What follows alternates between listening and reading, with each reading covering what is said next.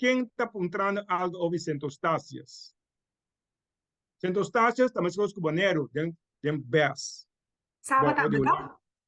Saba também, pero sim, Saba com Boneiro com St Eustatius. Pero St Eustatius foi em 2018, o pueblo de St Eustatius a uni junto, partidonan daqui pueblos su bienestar bom, a uni, a sua união gana eleccion, lo qual pleitando Boneiro pe cada eleição quem te gana, quem te perde, quem te esaki, na station na CFA em 2014, 2015, na gana eleição como partido que a salir na bancada do pueblo, o pueblo a votar de referendum com que na autonomia back, mas nunca não por aqui a autonomia festejar, nunca vota para cambiar como pueblo, o governo de St Eustatius a quinta tra votando para o pueblo, na quinta tra arriba é assunto de autonomia back de St Eustatius.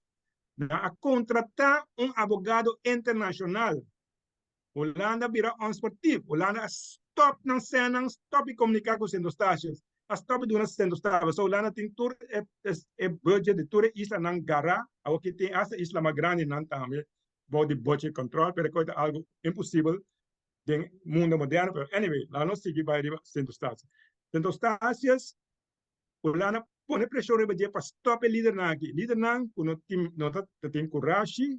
No tem corrupção contra nós, no tem caso por apoio na OM, no pode comprar nem vender na lenda na de pueblo, Partido Laboral de Pueblo, People Labor Party, no está marrando